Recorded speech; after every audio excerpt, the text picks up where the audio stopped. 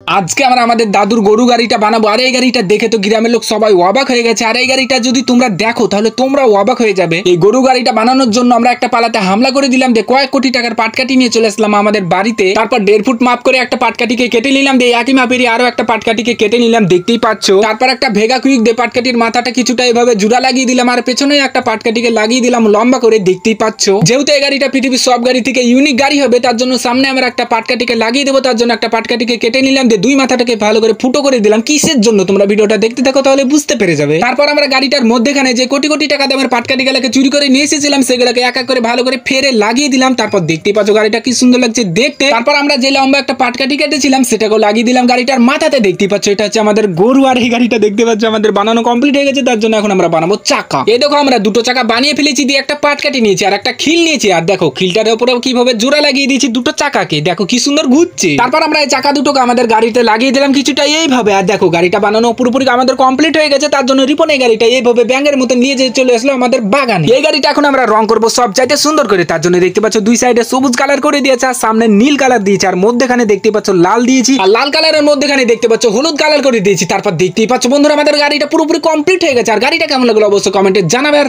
Subscribe করে নেবে চ্যানেলটাকে, ঠিক আছে।